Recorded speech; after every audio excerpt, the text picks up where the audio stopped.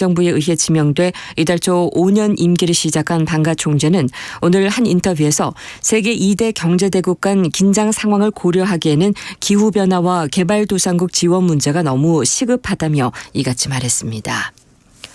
오늘 전국에 가끔 구름 많이 끼는 가운데 저녁까지 곳곳에 소나기 내리겠습니다.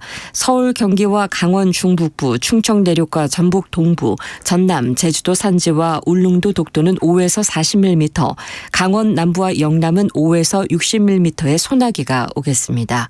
소나기가 내리는 동안 강한 돌풍과 함께 벼락이 치겠습니다. KBS 제1라디오 4시 경제뉴스를 마치겠습니다.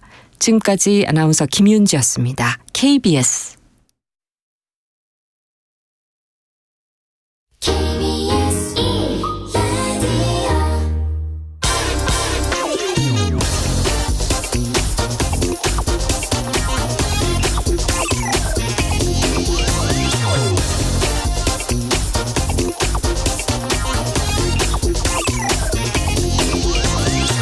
미국의 부채 한도 협상이 타결됐으나 또 다른 복병이 기다리고 있다는 분석 나오고 있습니다.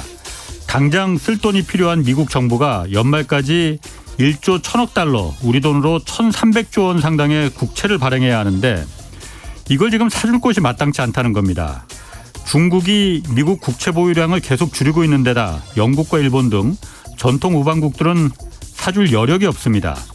중동이나 제3세계 국가들도 우크라이나를 침공한 러시아 자산을 미국이 동결하는 걸 보면서 이거 미 국채에 투자했다가 러시아 꼴이 나지 않을까 우려하고 있습니다.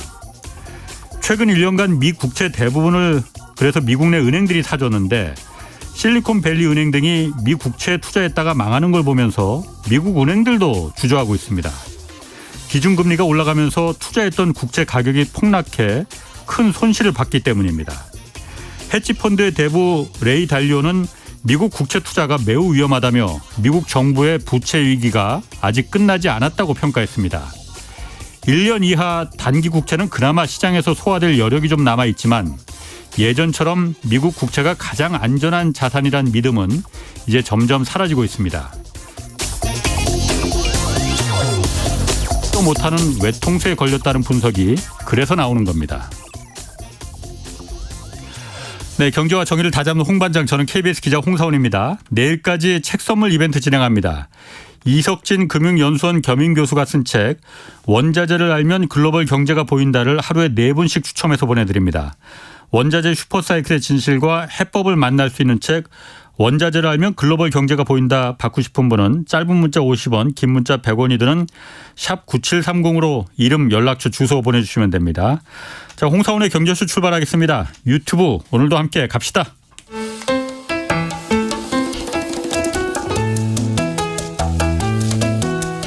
대한민국 최고의 경제 전문가만 모십니다. 어렵고 지루한 경제 프로그램은 거부합니다. 유익하고 재미있는 홍사훈의 경제쇼. 네, 한국과 중국의 배터리 기업들이 이번엔 유럽에서 격돌할 것이라는 전망 나오고 있습니다. 오늘 그래서 이 전기차와 배터리 시장 자세히 분석해 보겠습니다. 이호근 대덕대 미래자동차학과 교수 나오셨습니다. 안녕하세요. 네, 안녕하세요. 먼저 제 궁금한 것부터 좀 물어볼게요. 전기 자동차 요즘 사려는 분들 많잖아요. 파란색 번호판도 많이 나오고. 그런데 이게 오래 탈 수 있을까? 왜냐하면 일반 휘발유 내연기관은 뭐 10년, 20년까지도 타는 분들 있잖아요. 네네. 전기차도 그렇게 오래 탈 수 있어요? 탈 수는 있죠. 그런데 이제 문제는 이제 배터리를 중간에 교체해야 할 겁니다. 그러니까. 왜냐하면 일단은 일반적으로 전체를 보면은 서울 시내에 거주하는 운전자들의 연평균 주행거리가 요즘은 15,000km가 안 돼요. 그러다 보니까 1년에 15,000km라고 하면 뭐 15만 타도 10년. 자동차 우리나라 평균 수명이 10년을 조금 넘거든요. 그러니까 에버리지 수명으로 따지면 뭐 내구 수명이 16만에서 20만이면 충분하다 이렇게 볼 수 있는 거죠. 그런데 이제 미국 환경보호청 EPA에서 일반적인 전기차 배터리 성능은 8년에 미국은 우리보다 좀 주행거리가 크기 때문에 한 16만 킬로 정도. 그러니까 1년에 2만 킬로를 탄다고 보는 거죠. 그 정도까지는 배터리 성능의 70% 이상을 유지해야 된다 이렇게 보고 있어요. 이 얘기는 거꾸로 타면 탈수록 성능이 점차 떨어진다는 반증이거든요.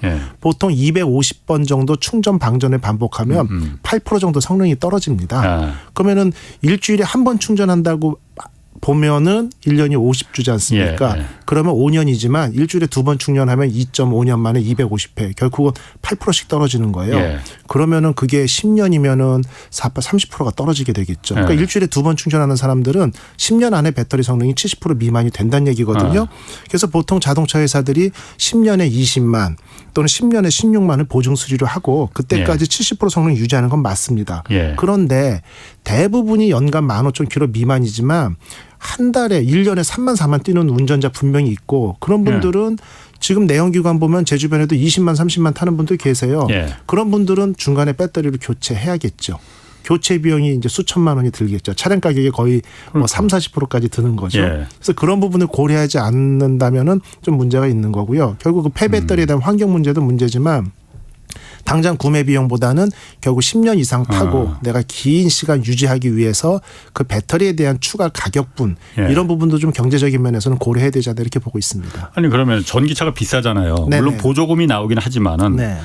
전기차 자체도 비싼데 그러면 팔 때 네. 중고차도 네. 배터리 성능이 뚝뚝 떨어질 거 아니에요. 그렇죠. 중고차는 그럼 어떻게 돼요? 아직까지는 전기차가 중고차로 나오진 않을 것 같긴 한데. 그게 제일 큰 문제예요. 그래서 이제 저희 뭐 국토부나 환경부나 이런 데서도 계속 얘기를 하고 있는 게 그 정확히 배터리의 성능이 이게 얼마짜리냐, 성능이 몇 프로 남았냐를 검증할 수 있는 방법이 명확하지 않다라는 거죠. 그래서 배터리를 운전자가 몇 번 충전 방전을 했냐. 또 한 가지 재밌는 거는요. 급속 충전을 많이 했느냐, 완속 충전을 많이 했느냐. 또 충전율을 운전자가 조절할 수 있거든요. 세팅해서 충전율을 최대한 80%까지만 한 사람하고 매일 100%한 사람하고는 또 배터리의 남은 성능이 천지 차이예요. 거기다가 또 이제 100% 충전했다 완전 방전까지 썼느냐 중간 값을 가지고 썼느냐에 따라 가지고 모든 퍼포먼스가 완전히 달라지기 때문에 실제 중고 거래를 위해서는 우리가 이거 뜯어보기 전에 모르고 뜯어봐도 모르죠. 그러니까 배터리의 성능이 얼만큼 남아있고 가치가 얼마인지를 저도 만일에 전기차를 중고로 구매한다고 하면 좀 두려움에 떨 정도로 그 부분이 명확하지 않거든요. 그래서 그런 것에 대한 평가 툴이나 방법부터 지금 정부나 각종 단체들이 많이 준비를 하고 있고요. 그게 완성이 돼야 중고차 가격에 대한 정확한 인스펙션을 통해 가지고 평가가 이루어지겠죠. 아니 그 핸드폰이나 노트북도 배터리가 지금 성능이 몇 %다 이렇게 그렇게 나오던데 전기차가 그게 없어요. 그럼 이 내 전기차가 지금 배터리 성능이 처음에 100%짜리였는데 지금은 뭐 많이 쓰다 보니까는 몇 %다 이런 거 안 나와요? 아직은 나오지 않습니다. 몇 % 정도의 성능이 남았나를 명확히 알기가 어려워요. 그러다 보니까 또 한 가지 문제는 가끔 보면 전기차 화재 얘기 나오잖아요. 전기차 같은 경우가 상당히 좀 예민해서 지금 상당히 우려되는 것들이 하나가 전기차 배터리 팩이 차체 하부에 전체에 깔려 있지 않습니까? 우리가 볼 때 대형 사고가 아니고 측면 충돌 같은 거 쿵쿵 쳐서 이렇게 충돌 사고 가지고 배터리 셀이 좀 충격을 먹으면 언젠간 그 부분에서 어떤 결함이 발생할 수 있고 그게 화재 위험성이나 노후화로 연결될 수 있거든요. 그래서 아주 미미한 접촉 사고도 배터리의 전체 성능에 영향을 줄 수 있다라는 주장들이 있습니다. 그러다 보니까 그런 부분을 갖다가 명확히 우리가 인스펙션하는 게 너무도 예민한 문제고 쉽지 않다고 볼 수 있어요. 아직까지. 그 전기차가 그 중고차 문제가 또 아직까지 이제 출시 초기니까는 중고차가 그렇게 많이 안 나오겠지만은. 중고차 문제도 이게 나중에 문제가 될 수가 있겠네. 이게 얼마를 받아야 되느냐. 그렇죠. 가격 산정에서 문제가 될 수가 있습니다. 분명히. 그 유럽 시장에서 한국하고 중국하고 배터리 산업 격전지가 이거 될 거다 이런 기사가 지금 요즘 심심찮게 나오거든요. 왜 유럽이 왜 그 이유가 뭡니까? 일단은 가장 큰 이유는 미국이 자동차 시장 하면 제일 큰 게 중국, 미국, 유럽이거든요. 3대 시장이죠. 그런데 이제 중국 시장은 중국 정부가 아무 이유도 없이 중국 기업, 중국 배터리 업체가 아니면 보조금을 아예 안 줬어요. 물론 작년 말로 보조금이 이제 끝났지만 결국 중국 시장에서는 해외 배터리 업체들이 싸울 수가 없는 거죠. 그러니까 완전 기울어진 운동장 정도가 아니고 90도로 기울어졌습니다. 빼고요. 그럼 미국하고 유럽이 남았겠죠. 그런데 미국 시장에서 IRA를 통해 가지고 왜 자동차는 미국이 유럽이 이제 처음에 개발을 하고 발명을 한 원천지지만 가장 큰 시장은 미국이거든요. 그런데 미국이 전기차 전 세계 판매의 절반 이상을 중국에서 휩쓸면서 전기차 시장이 중국으로 확 오리엔트 됐다는 얘기죠. 그래서 중국 기업들이 성장을 하고 있으니까 다시 한번 자동차 산업의 패권을 뺏어오기 위해서 IRA를 발동을 하면서 막대한 보조금을 주겠다 이런 얘기를 했죠. 예. 그러면은 결국은 미국 시장에 진출을 해야겠는데 예. 미국 시장에서는 결국 중국을 견제하는 게 목적이거든요. 예. 물론 여러 가지 편법을 통해 가지고 진출하고 있습니다만 그럼 남은 시장은 어딜까요? 유럽이죠. 그런데 우리나라 같은 경우는 이제 참 힘든 7, 8년이 있었습니다. 예. 왜냐하면 2015년, 16년쯤으로 제가 기억하는데 중국의 공장도 세우고 배터리 공장도 세우고 진출을 했는데 중국 업체가 한국 기업이 생산한 배터리를 가지고 장착한 전기차에 보조금을 주지 않다 보니까 이게 공장 가동률이 50%가 안 됐었어요. 그러다 보니까 중국의 어떤 홀대 편법적인 이런 어떤 공정하지 못한 때문에 결국은 눈을 뜬 게 유럽을 떴죠. 유럽을 눈을 뜨고 한국 기업체들은 이미 많이 가 있습니다. 그러다 네. 보니까 최근 대형 전기차 브랜드들이 배터리 수주를 위해서 한중을 비교하는데 왜 그렇게 됐느냐. 네. 유럽 입장에서도 딱 보니까 자동차를 처음에 발명하고 만든 게 유럽인데 예. 미국이 IRA를 통해 가지고 그 전기차 시장을 흡수하려고 하는 거거든요. 예. 그럼 각국 한국, 유럽 아니면 중국도 기업체들이 미국에 진출하려고 하고요. 그럼 그게 뭐냐면 일자리 창출. 배터리 공장 하나 만드는데 4조 5조 듭니다. 예. 30만 대 전기차 만드는데 필요한 30기가와트 아워짜리 공장 하나 세우는데 5조 4조 드는데 예. 합자법인이라 해도 2, 3조가 들어가겠죠. 그만큼의 자본이 투입되면서 일자리가 창출되니까 예. 유럽도 이러다가는 우리도 하면서 탄소 배출권이라든지 이런 걸 가지고 보조금을 주겠다고 유치를 선포를 했는데 예. 결국은 미국처럼 중국을 배제한다는 정책을 안 했죠.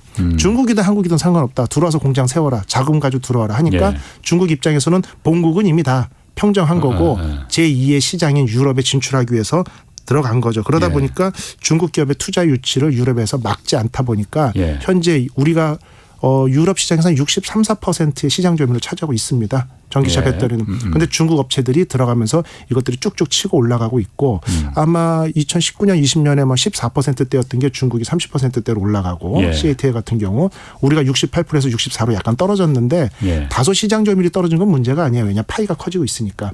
어쨌든 유럽은 한국 시장, 한국 배터리 회사들이 자리를 차지하고 있고 예. 이제 중국의 공격에서부터 디펜스를 해야 되는 상황이다 이렇게 볼 수 있습니다. 그럼 지금 그 유럽 시장 같은 유럽 시장이든 어디든 간에 전 세계에서 지금 배터리 시장 가장 점유율 1등 기업은 중국 CATL이죠. CATL이죠. 그런데 이 CATL이 1등인 이유는 중국이 다 평정을 했기 때문에 그런 거예요? 아니면 그렇죠. 원래 다른 나라도 다 CATL을 많이 씁니까? 어떻습니까? 아닙니다. 그래서 이 이제 그 배터리를 전 세계 시장 점유율을 얘기할 때 중국을 넣느냐 빼느냐에 따라서 완전히 달라져요. 그러니까 중국이 시장이 크다 보니까 네. 중국을 포함하면 CATL이 1등입니다. 올해를 네. 예를 들면 1월부터 4월까지 예. 전 세계 시장 점유율의 35.9%가 CATL 한 회사거든요. 예.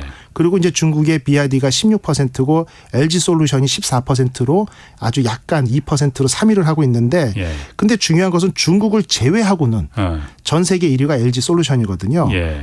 올해 1월에서 4월 기준으로 보면 점유율이 27.8%고요. 그다음에 CATL이 26.5로 바짝 쫓아오고 있죠.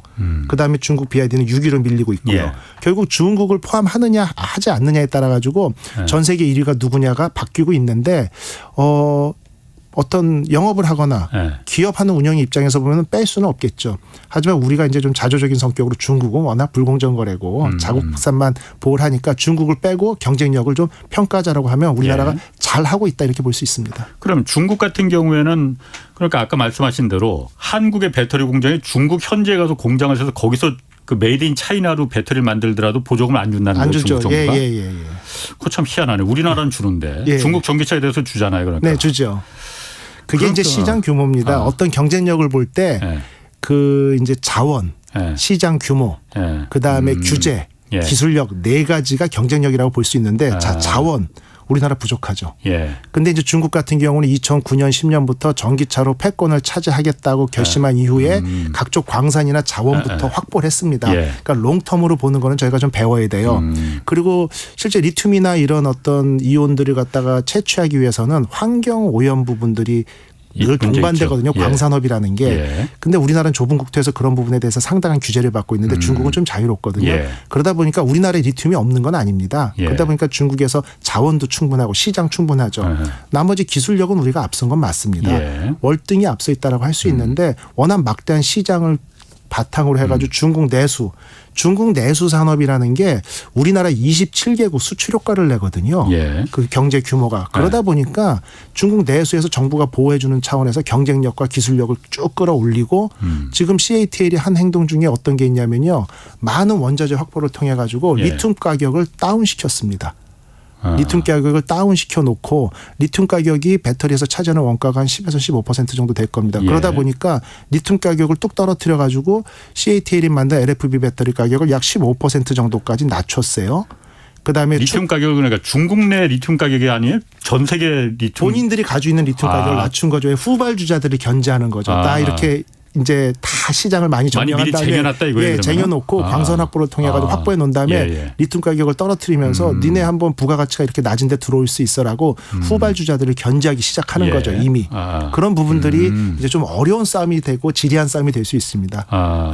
그러면은 그 아까 말씀하신 대로 중국이 그러니까 작년까지는 중국 내에서 생산 중국 브랜드만 이제 보조금을 줬는데 올해부터는 그 보조금 없앴잖아요. 보조금이 아예 없앴죠. 그러면은 중국 외 기업들도 아까 말하신 대로 중국을 빼놓은 전 세계 다른 나라 시장은 LG 엔솔이 1등이라고 했잖아요.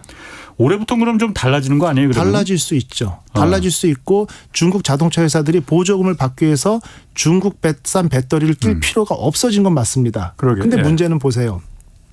지금 미국도 이제 이따 나오겠지만 CATL이 진출해서 포드의 배터리를 납품하고 결국 가격 경쟁력 때문에 이제는 전기차가 기술력이 좋다, 뭐 상품성이 좋다는 것에서 이제 가격 경쟁력으로 갑니다.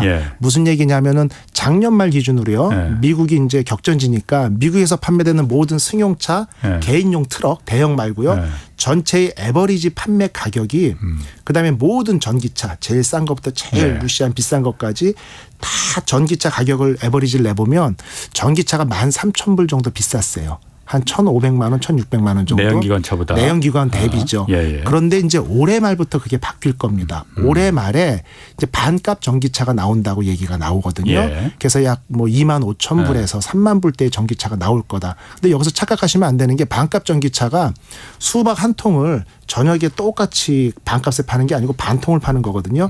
결국은 조금 저렴 배터리에 주행거리가 짧게 해가지고 반값 전기차를 내놓는다고 합니다. 그래서 내년부터는 전기차 모든 판매되는 전기차의 평균 가격이 내연기관보다 낮아질 거든지 동등하다고 지금 미국에서 예측하고 있거든요. 그러기 위해서는 배터리를 저렴한 걸 써야겠죠. 저렴한 배터리란 얘기는 용량도 좀 작으면서 실제 일충전 주행거리가 무게 대비 효율성이 다소 떨어질 수 있습니다. 그러니까 우리나라처럼 3원계 배터리에 좀 하이테크 기술이 아닌 LFP 배터리가 장착될 가능성이 높거든요.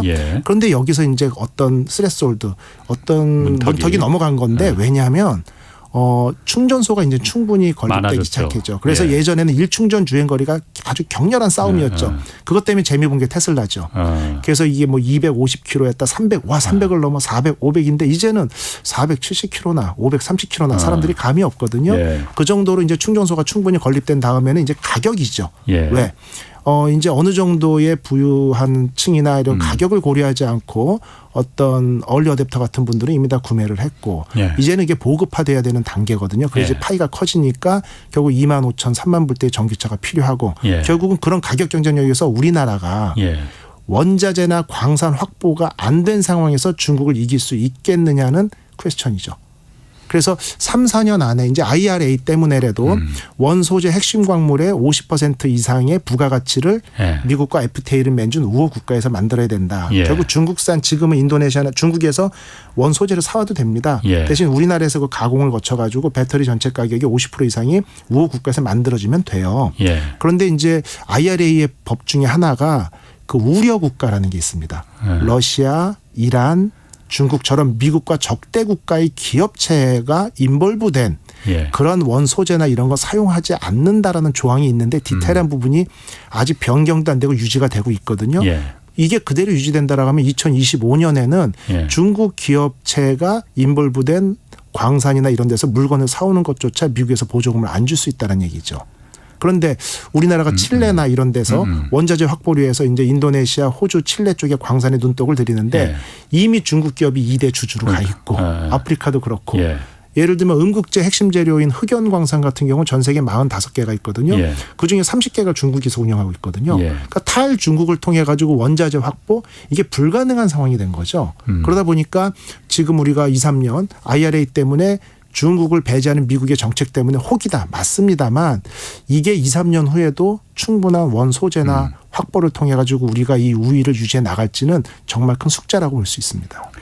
미국 시장이 그래서 어렵고 그래서 유럽으로다가 눈길을 좀 돌리는 것도 그렇죠. 그런 이유가 이거죠. 그래서 중국 같은 경우도 유럽으로 눈길을 돌리는 거고요. 중국의 지분이 없는 우호 광산을 찾기가 힘들다 보니까 중국이 그렇게 많이 다 입도 선매했습니까? 그러니까 그게 벌써부터 자신감이 있는 거죠. 우리나라 같은 경우는 예전에요. 좀 오래전 얘기지만 친환경 자동차 정책이 어디로 갈까? 뭐 클린 디젤로 가냐, 하이브리드냐, 전기냐, 수소냐 할 때 우리가 그 시장을 주도할 수가 없어요. 시장 규모가 안 되다 보니까. 그런데 중국은요 자신 있는 거죠.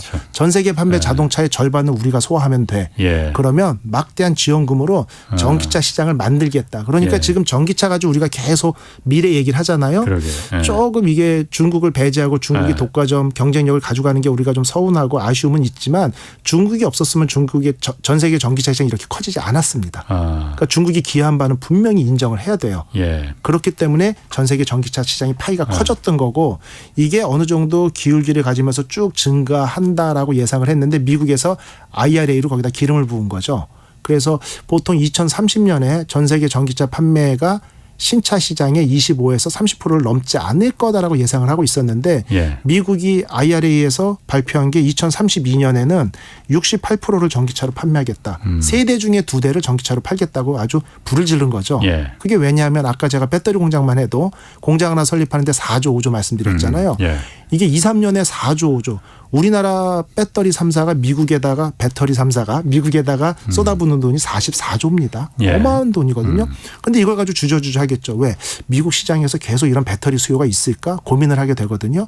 그럼 외국 투자자들을 안심시키기 위해서 미국에서는 2032년에 우리는 3대 중에 2대 전기차야.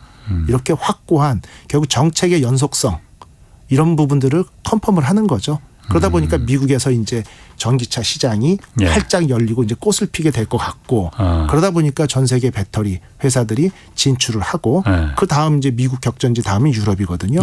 그런 어떤 3개 시장에서 아주 치열한 싸움이 시작됐다고 볼 수 있는 거죠. 그 전기차 그 판매량이 얼마 전에 나왔는데 전 세계에 보니까 1위는 물론 테슬라인 것 같고 2위가 중국 자동차잖아요. 현대자동차는 그 저 아래로 좀 밀려났더라고요.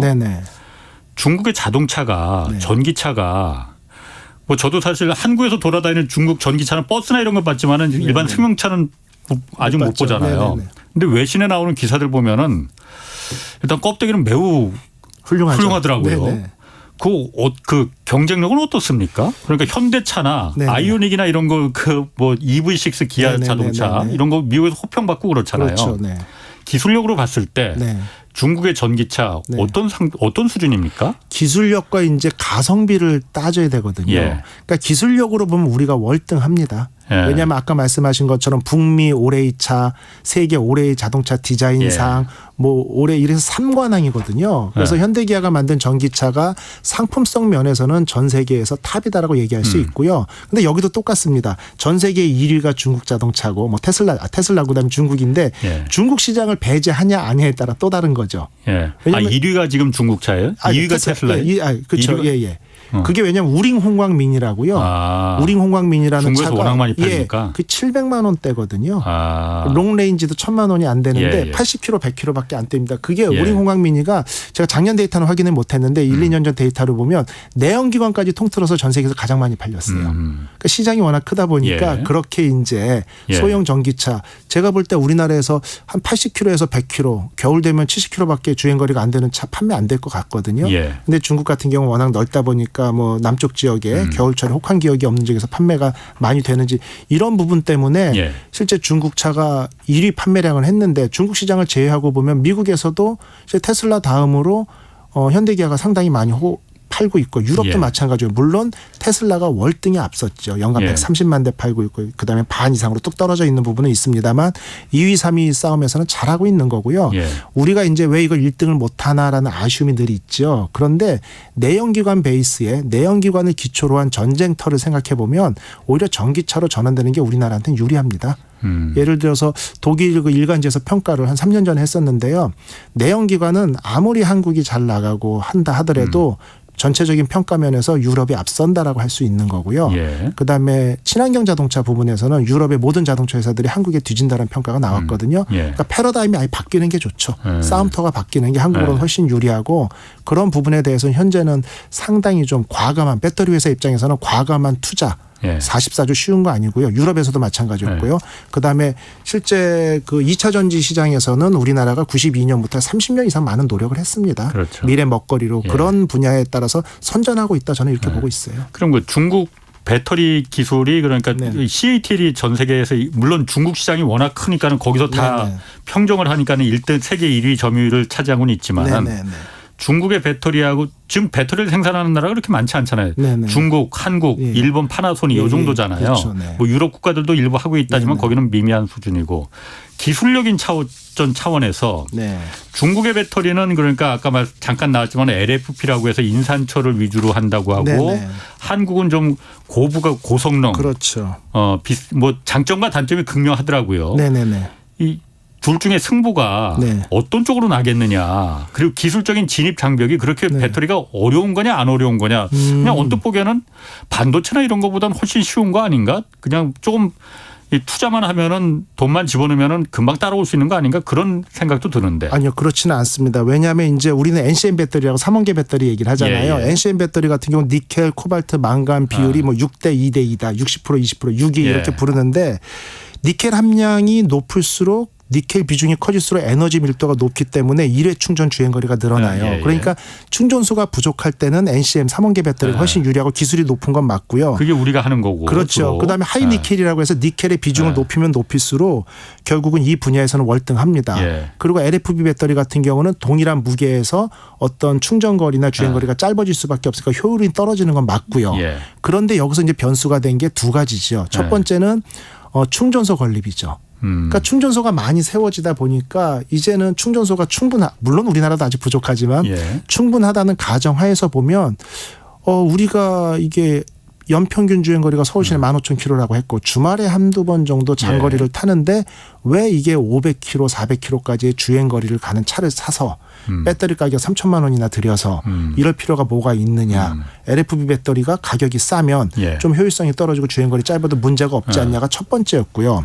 두 번째는 이제 CATL이 전 세계적으로 확 큰 이유 중에 하나도 LFP 화재 문제였죠. 예. LFP 배터리가 화재 위험성이 다소 좀 낮거든요. 예. 그러다 보니까 이제 그 3원계 배터리에서 화재가 발생하고 이게 불량률로 따지면 실제 아무것도 아닙니다.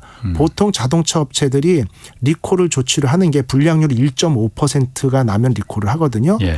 그런데 그 기업 이미지 관리를 위해서 보통 그거의 10분의 1 정도인 0.15%의 불량률이면 리콜 조치를 해요.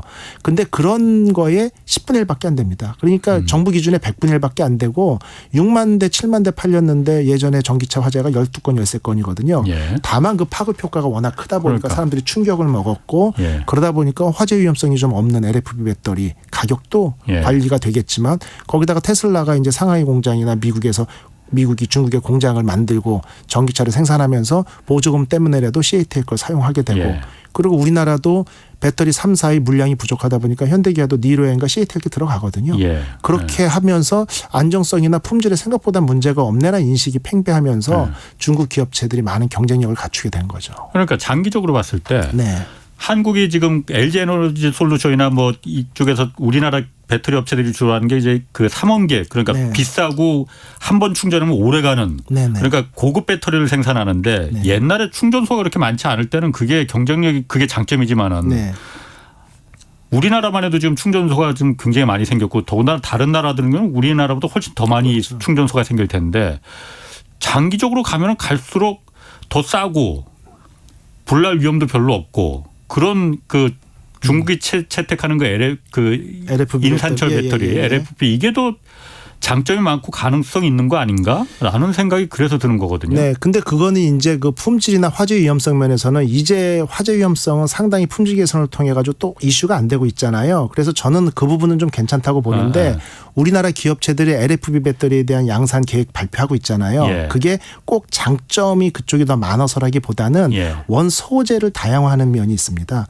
왜냐하면 3원계 배터리로 가다 보면은 예. 이게 한쪽 분야로 소재가 집중되다 보면 그 가격 변동률에 대해서 상당히 많은 변수가 발생하고 또 현대기아도 우리나라 배터리 3사로부터 물건을 수급하는 데 있어서요. 예. 배터리 뭐 70kW짜리면 얼마야라고 콘스탄트로 계약하는 게 아니라 이 계약 조건에서 예. 원자재 예. 가격의 변동률을 여기다 변수로 집어넣어서 계약을 했거든요.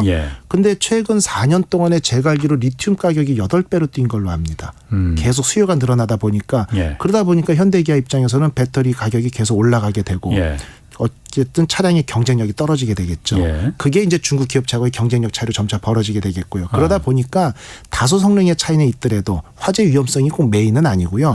LFP 배터리나 다른 쪽도 해서 원 소재를 다양화하면 이쪽 가격이 너무 올라가면 이쪽을 또 쓸 수도 있고 그렇게 좀 시장 가격에 좀 플렉서블하게 대처하기 위한 정책으로 다양한 종류의 어떤 배터리를 조금 더 앞으로 만들고 양산하고자 하는 계획들을 갖고 있습니다. 그 배터리가 지금 리튬이 주 원료잖아요. 네네. 말씀하신 대로 그 몇 년 만에 8배가 이렇게 올라갔다고 하면 가격이 지금도 그런데 앞으로는 옛날에 그야말로 무슨 스마트폰에 들어가는 그 휴대폰에 들어가는 배터리 이 정도에 들어가는 양이 아니고 리튬이 전기차는 그렇죠. 그 몇십 배가 더 들어가는 거잖아요.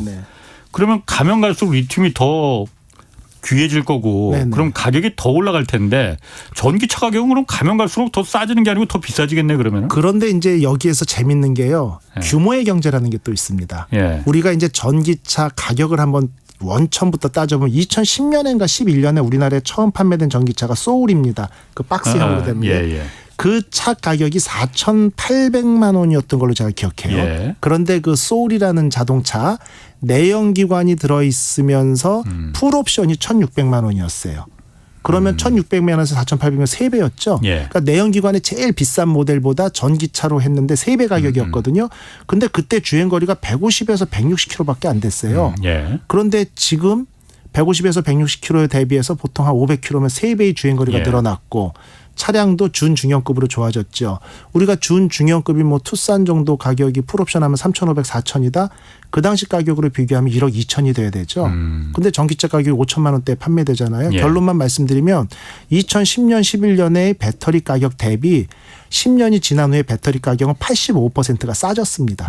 규모의 경제라는 게 있기 때문에 대량 생산을 통해 가지고 그런 부분이 있기 때문에 이제 결국은 밸런스죠. 시소처럼 원소재 가격이 올라가면서 지속적으로 가격을 끌어올릴 거느냐 규모의 경제를 통해 가지고 대량 생산을 통해 가격이 낮춰지는 밸런스 문제인데 그런 부분 때문에 좀 장기적으로 보면은 글쎄 아주 소소하게 오를 수는 있어도 이게 미국이 이렇게 치고 나가면서 전기차 보급에 힘을 쓴다라고 하면 전반적으로 낮아질 것 같아요. 왜냐?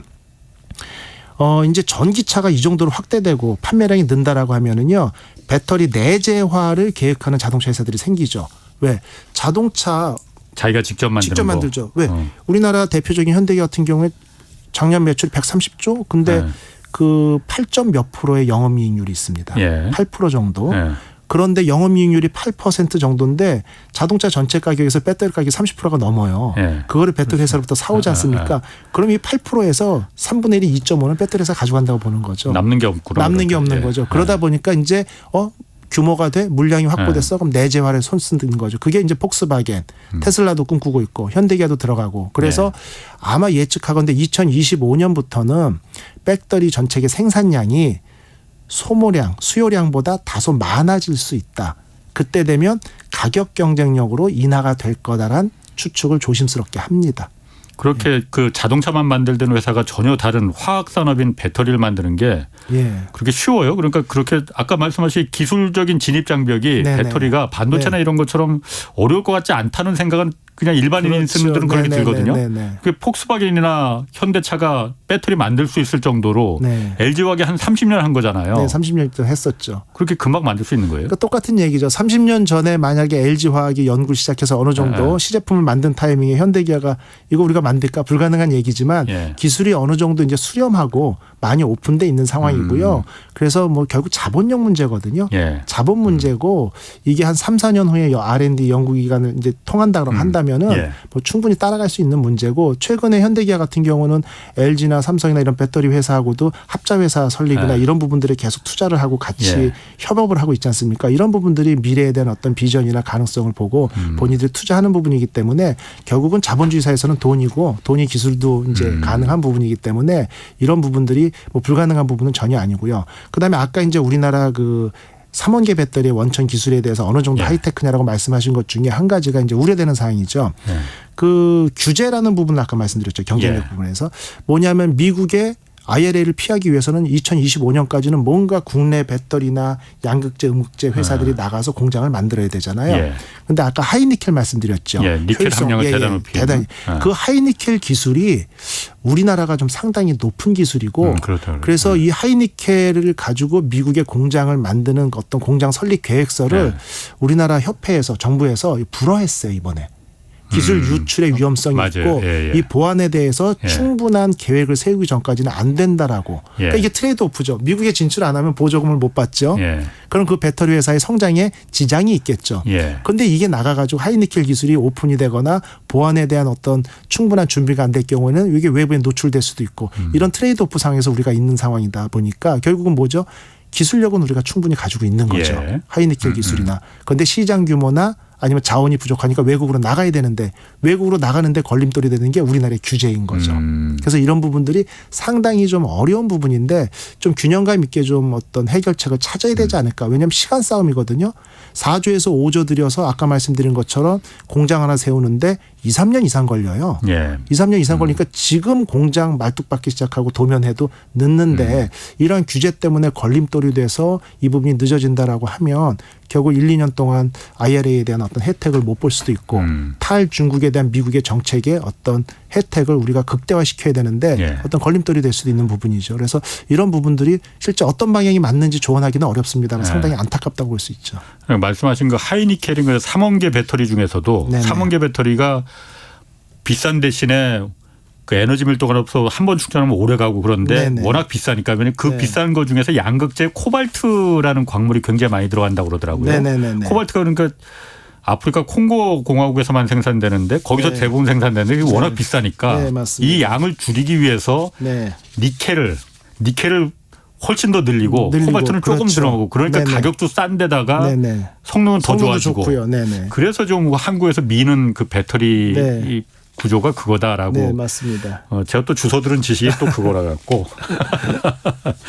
자, 그러면은 전기차가 지금 사실 대세지만 그 이제 막 그 대세지만은 우리나라가 또 먼저 시작했던 게 수소연료 전지차라고 있잖아요. 사실 그거는 처음에 넥소라는 전기차도 현대에서 나오고 그랬는데 처음에 원래 그 한국에서 전기차보다도 먼저 수소연료 전지차를 막 밀었었잖아요. 미국에서 수소가 이게 다음 경제는 수소다 하고 막 먼저 깃발 들고 나가니까는 그때 부시 대통령 시절에 그래서 수소가 진짜 여기가 블루오션인갑다 하고 수소연료 전지차로 이제 갔다고 저도 얘기를 들었거든요.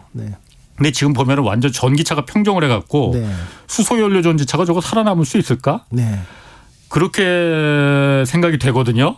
어떻습니까? 수소연료 전지차는? 전 시기의 문제고 살아남는다고 봅니다. 근데 수소연료 전지를 보면요. 98년부터 연구를 시작했어요. 우리나라가. 그래서 2013년에 투싼 IX 가지고 전 세계 최초로 양산을 했죠. 수소연료 전기차를요. 그러니까 수소연료 전기차를 양산하고 일본이 1년 뒤졌습니다. 그래서 미라이나 이런 것들이 1년 뒤에 나왔죠. 그러니까 세계 최초입니다. 세계 최초죠. 그런데 늘 보면은 환경에 대한 관심보다는 자국 산업 보호가 첫 번째입니다. 그러면 중국이 전기차 보조금을 왜 주겠어요? 자기네가 전기차 만들 수 있으니까 주는 거죠.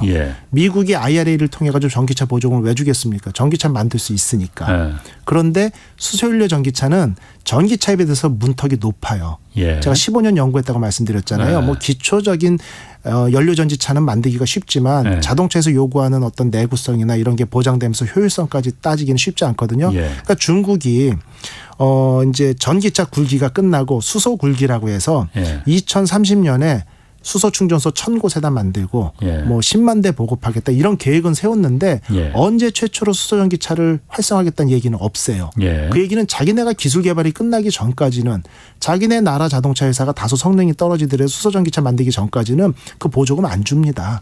그러다 보니까 저는 시장이 열리지 않았다라고 보는 거고 이거는 분명히 포텐셜이 있어요. 왜냐하면 전기차의 단점, 롱레인지 장거리 운행에 따르면 배터리가 계속 늘어나야 되잖아요. 거기다가 트럭이나 열차 엄청 무겁죠. 그만큼 배터리가 곱하기 수로 늘어나야 되거든요. 이런 어떤 항공기, 열차, 선박, 버스 이런 데 전기차로서의 한계성이 있는데 이걸 극복할 수 있는 게 수소전기차거든요. 물론 연료 수급 부분은 또 다른 얘기고 너무 시간이 많으니까 제가 생략한다고 해도 보통 넥소 기준으로 말씀드리면 400km 내외 미만에는 예. 전기차가 생산원가가 저렴합니다. 예. 그리고 500km 내외가 전기차나 수소연료 전기차의 생산원가가 비슷해요. 예. 근데 600km를 넘어서부터는 수소연료 전기차가 훨씬 저렴합니다. 예. 왜? 그 수소 스택이라는 엔진 가격이 한 2,500, 3,000만 원 가거든요. 예. 비싸죠. 그러니까 10km 주행하려고 해도 3,000만 원짜리 실어야 되는 거죠. 다만 그 이후에는 주행거리를 늘리기 위해서는 2km짜리 압축 탱크를 하나씩만 달면 되는데 압축 탱크 비싸요. 몇백이거든요. 수소 탱크가. 예, 수소 탱크 하나하나만 더 실으면 주행거리는 계속 늘어날 수 있는 거예요. 근데 전기차는 배터리를 이만큼 실어가지고 300km 간다. 600km 가려면 정확히 2배. 예. 900km 가려면 정확히 3배 실어야 되죠. 예. 그러다 보니까 주행거리가 길수록 수소연료 전기차가 유리하고 승용차 기준이 500에서 600이라고 말씀드렸잖아요. 예. 버스나 화물 같은 경우는 100km입니다. 지금 전기 버스가 배터리 무게가 2톤이에요. 예. 2톤의 배터리를 싣고 열 몇 시간, 뭐 15, 6시간을 충전을 하고 나서 주행하는 게 기껏 300km죠. 예. 그러니까 만일에 그 버스를 수소연료 전기차로 바꾸지 않고 전기 버스를 유지한다면 시내에 도는데 문제가 없지만 인천공항에서 서울까지 하루에 몇 번 왕복하는 롱레인지에 예. 사람 많이 실은 버스에는 전기차가 부적합하다는 거죠. 중간에 배터리를 교체하지 않는 한. 그러다 보니까 이번에 정부에서도 어젠가요? 뭐 이제 그 공항 버스나 이런 예. 광역 버스에 수소연료 전지 버스를 좀 적용을 하겠다. 뭐 이런 정책이 제가 발표된 걸로 들었거든요. 그래서 헤비하고 무겁고 롱레인지는 수소연료 전기가 훨씬 유리한 면이 있습니다. 어제 그 정의선 현대자동차 네. 회장도 2025년에 넥소 후속 모델을 이제 내놓겠다라고 네. 그 기사는 나왔던데 네. 지금 말씀하신 대로 500km 이하에서는 전기차가 유리하고 만약 그 500km 이상에서는 그 수소연료. 오래 가는 게 상용차나 트럭 뭐 이런 데는 수소가 유리하다고 하면은 네. 사실 많이 남는 건 승용차잖아요. 네네. 그 트럭 팔아서 현대자동차가 수소 연료전지차 밀어서 트럭 팔아서 그게 남을까? 그 생각 드는데. 수익성이요. 예. 그것도 똑같이 이제 규모의 경제거든요. 예. 실제 저도 이제 넥소를 좀 4년째 타고 있어요. 예. 근데 4년 전에 넥소를 제가 구매했을 때 예. 뭐 현대연구소나 관계자들 얘기를 들으면 예. 그 넥소 생산원가가 1억 500입니다. 예. 근데 현대가 한 대 팔 때마다 3,500만 원씩 손해보고 7,220만 원에 팔고 그렇겠죠. 정부 그건 환경보조금 예. 3,450 받아서 저는 4천만 원에 샀죠. 예. 예. 근데 보통 자동차라는 게 그 생산 대수 최근에 보면 연간 10,000대 내외로 팔리고 있거든요. 수소전기차가 이 정도 팔 때가 이제 생산원가가 1억이라고 하면 예. 이게 5만 대 수준으로 넘어가면 이게 한 7천만 원까지 떨어져요. 생산원가 예. 30% 떨어집니다. 예. 그리고 이게 10만 대를 넘어가잖아요. 예. 7천만 원에서 또 30%, 3720에 4,900만 원이죠. 예. 결국은 자동차가 연간 10만 대 생산 규모가 넘어간다라고 치면 통상적인 상식선에서 생산원가가 절반으로 줄어들 수가 있거든요. 그때부터 수익이 날 수도 있는 거죠. 그리고 이제 트럭이나 버스 같은 경우도 마찬가지죠. 국내 내수 시장만 보는 게 아니라 뭐 작년인가 재작년에 유럽에다가 55대 트럭 수출했었고요. 예. 뭐 이런 부분들에 대해서 계속 활로를 뚫고 예. 그쪽에서 테스트 배드를 만들고 운영을 해보면서 결국 미래 가치를 보고 시작을 하는 건데 예. 결국 규모의 경제가 언제 열리느냐. 그래서 저는 예. 이런 부분에 2025년에 이제 후속 모델 만든다라고 한 이유는 있습니다. 뭐냐면 저도 후속 모델 나오면 살라고 대기를 하고 있었는데 예. 현재 개선될 부분들이 있어요. 현재의 수소연료 전기 연료전지의 내구 수명이 약 16에서 20만으로 한정돼 있습니다. 그 정도 되면은 교체 주기가 다가오더라고요. 아, 연료전지도. 연료전지도요. 계속 쓰는 게 현재는 아니고. 그러니까 아까 말한 전기차 배터리하고 비슷한 수명밖에 현재는 못 내고 있는데 연료전지는 더 비쌀 거 아니에요. 더 비싸죠. 한 3천만 원 정도 하니까요. 예. 그러다 보니까 20만 대에서 연료전지를 교체해야 된다? 운전자 입장에서 황당하죠. 그러니까. 그러다 보니까 예.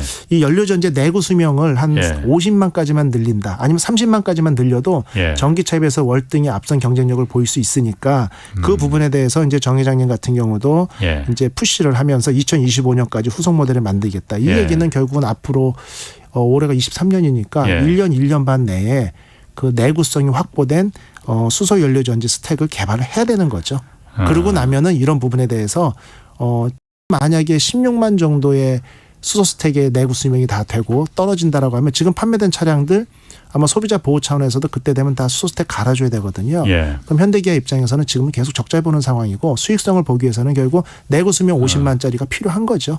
그렇게 되면은 이제 그 수소 연료 전기차에 대해서는 정부 차원이나 현대기아 입장에서도 확 밀어줄 수 있는 어떤 시발점이 되지 않을까 이렇게 보고 있습니다. 그냥 제가 언뜻 드는 생각은 수소 같은 경우에는 상용 트럭, 버스나 트럭이나 이런 상용차에서는 뭐 자체적으로 수소 충전소도 뭐 이제 생기고 어쩌다가 한번 충전하는 거니까 괜찮겠지만 일반 승용차가 그걸 많이 아까 말씀하신 대로 규모의 경제가 되려면은 곳곳에 수소 충전소가 전기 충전소처럼 수소 충전소가 동네마다 곳곳에 생겨야 될 텐데 그게 그렇게 전기 충전소처럼 많이 생길 수가 있겠느냐. 그게 어려운 면이요. 그게 이제 문제를 말씀드릴게요. 그러니까 규모의 경제가 그거 쉽지 않을 것 같은데. 그래서 제가 이제 규제를 말씀드렸잖아요. 뭐냐면은 이제 보통 우리나라에서 설문조사를 했어요. 우리나라 국토가 좁지 않습니까? 이게 테스트 배도로는 장점일 수 있습니다. 뭐냐면 보통 운전자들 옛날에 한 몇십 년 전에 그 LPG나 뭐 이런 거에 그 가스차 몰고 가다 보면 지도 있었죠. 휴게소에 어디 충전소 있다라는 거. 그것처럼 수소차 제가 수소전기차 몰다 보면은 충전소 위치나 현재 가용에 대한 정보가 계속 업그레이드 되거든요. 그런데 보통 한 15분 운전에 9에서 10km 정도를 운전하고 가서 수소가스를 넣는다라고 하면 불편함이 없겠다는 설문조사가 나왔어요. 그래서 인구 우리나라의 95%를 커버하는 지역에 수소 충전소를 쭉 깐다라고 봤을 때는 약 480개 정도? 그러니까 450에서 480개 정도의 충전소만 있으면 우리나라는 큰 불편함 없이 커버가 가능한데 이게 미국 같은 경우는 이게 뭐 몇만 개로 넘어가는 거, 몇천 개로 넘어가지만 4천 개가 만들어져야 되고 이렇게 규모가 다르거든요. 그런데 이제 이런 부분도 저는 규제로 풀 수 있다고 보는 것 중에 하나가 현재 수소 충전소는 우리나라에서 일반 주택에서 200m가 떨어져야 되고 그다음에 사무실에서 50m가 떨어져야 된다. 왜 뭐 폭발의 위험성이 있고 위험하고 기피 시설이고. 그런데 아마 이 좁은 서울 시내나 아니면 경기도 지역에서요. 일반 주거 지역에서 200m, 사무실에서 50m 떨어진 데는 저 어디 공동묘지나 어디 그린벨트나 고속도로 옆에 외에는 없습니다. 그러니까. 그게 첫 번째 문제고. 근데 우리나라보다 안전에 훨씬 민감한 유럽이나 일본 같은 경우는 이런 부분들에 대한 규제가 우리나라보다 훨씬 좀 마일드하거든요. 그다음에 두 번째는 이게 가스 그냥 넣는 거거든요. 물론 이게 750바라니까 고압가스인데 우리나라 규정에는 고압가스 관리 기사 자격증 있는 사람이 가스를 넣게 돼 있어요. 근데 그 자격증 있는 거라고 죄송하지만 카드 긁고 이거 턱하다 연결해가지고 스위치 누르는 게 얼마나 하이테크 기술이라 자격증 소지자가 이걸 넣게 하는지 이런 부분들이 조금 넌센스 같거든요. 왜? 그 수소가스 검출기 같은 센서가 달려 있어서 가스가 새면 바로 스탑 되거든요. 그런데 유럽에 문 대통령이 아마 유럽 방문해서 넥소 그 택시 운영하는 거 아마 방송에도 나왔을 겁니다. 그래서 뭐 수소전기차 홍보대사라는 어떤 타이틀도 받았었고 했는데 그때 보면은 유럽에서 프랑스에서는 택시 기사들이 셀프로 충전해요. 수소를? 근데 이 얘기를 제가 수도 없이 방송에서 얘기했는데 제 기억으로 올해 3곳 정도에서 셀프로 아마 시범 운영할 겁니다. 그 얘기는 뭐냐면 셀프 충전이 가능하다고 하면 우리나라가 지금 올해까지 350개 정도의 충전소를 만들려고 했다가 지금 한 160 몇 개 절반이거든요. 근데 저녁 8시에 닫는 충전소가 24시간 운영이 가능하다? 당장 곱하기 2의 효과가 나겠죠. 그러면 하루에 12시간 운영하는 충전소가 24시간 돌아가면 지금 160개가 330개 효과가 나는 거예요. 극단적으로 표현을 하면. 그런 어떤 규제 완화나 이런 부분들 좀 더 정책적으로 고려해야 되지 않을까. 그게 보급의 시작이다. 이렇게 보고 있습니다. 마지막으로 그 전고체 배터리 있잖아요. 이게 사실 그 일본이 도요타가 전기차에서 밀렸다가 전고체 배터리 차로다가 지금 대역전을 준비하고 있다 뭐 하고 있는데 우리나라도 삼성 SDI에서도 뭐 이거 활발하고 하고 어느 정도 지금 와 있습니까? 전고체는? 전고체 배터리 가지고 예전에 제가 방송을 해서 본 적이 있는데 정말 꿈의 배터리는 맞습니다. 왜냐하면 리튬이온 배터리는 공기 중에 노출되면 불이 나가지고 열 폭주 난리죠. 전고체 배터리는 그냥 껌처럼 생겼어요. A4 용지 같은 시트에 전극 연결해서 RC카 연결하면 차가 갑니다. 그런데 이거를 가위로 제가 반을 잘라. 가위로 잘라서 껌처럼 된 배터리가 노출이 돼도 갑자기 전압이 절반으로 떨어지는 거죠. 용량이. 그래서 기운 없는 것처럼 빌빌빌빌 가지만 가요. 화재 위험성도 없고 구겨도 되고. 그러다 보니까 얘는 현재 리튬이온 배터리 대비 절반 정도의 무게로 주행거리는 2배까지 갈 수 있고 충전 시간은 3분의 1로 줄일 수 있고. 그래서 이게 꿈의 배터리는 맞고요. 일본이 2025년에 상용화를 하고 27년에서 28년에 양산을 하겠다고 발표를 했습니다. 그리고 우리나라 같은 경우는 그 기술이 다소 뒤져서 2027년쯤에 상용화를 하고 2030년, 32년에는 양산을 할 수 있다라고 보고 한 3, 4년 뒤진 거죠. 일본보다는. 그런데 화재 위험성 제로고요. 부피가 확 축소돼 있고 마음대로 구길 수 있으니까 뭐 승용차의 천장 패널 여기저기 집어넣을 수 있고 그다음에 충전 시간 10분 미만의 충전 시간에 뭐 충분한 주행 거리를 확보가 할 수 있고 그런 어떤 장점들 때문에 꿈의 배터리라고 불리는 건 맞고 그런데 일단 이게 전고체로 되어 있다는 얘기는 이온의 어떤 활발하게 이런 반응이 좀 늦기 때문에 고출력을 순간적으로 낼 때 전력 공급이나 이런 부분들이 지금에 있는 리튬이온보다 좀 떨어질 수 있는데 기술적으로 극복해야겠죠. 다만 처음에는 워낙 고가일 겁니다. 고가이다 보니까 일본에서도 27년에 상용화를 해도 하이브리드 차의 소형 배터리의 일부만 좀 사용하다가 점차 확대해서 2035년쯤 뭐 전기차 이렇게 계획을 세웠었죠. 그런데 미국에서 IRA를 발표하면서부터 전기차 시장이 갑자기 커지니까 아차 이거 늦겠구나 놓치겠구나 하면서 서둘러 이런 쪽에 대한 어떤 적용 가능성에 대해서 발표도 하고 박차를 가한다 이렇게 볼 수 있는 겁니다. 삼성 SDI에서 지금 여기 뭐 기사로만 보면 삼성 SDI가 가장 전고체 쪽에서는 치고 나가는 것 같은데. 치고 나고 앞서가고 있는 거죠. 이 기술적으로 그러니까 대용량으로 전기차에 실을 정도로 전고체가 가능은 한 거예요? 누구는 가능하지 않다고 영원히 가능하지 않고 영원히 가능하지 않다고 하는 부분들도 있습니다. 제가 아까 말씀드린 것처럼 순간적인 출력을 내는데 한계가 있기 때문에 소형 가전제품이나 RC카 이런 데서는 충분히 안정성이 검증이 됐는데 결국 자동차로 가는 부분은 좀 다른 얘기거든요. 그래서 영원히 가능성이 없을 수도 있는데 저는 반대로 생각을 합니다. 이 배터리가 낼 수 있는 최대 출력 성능을 그대로 가면 지금의 전기차 너무 출력이 높을 수 있어요. 다소 컨스트레인트를 주더라도 가능하다 이렇게 봅니다.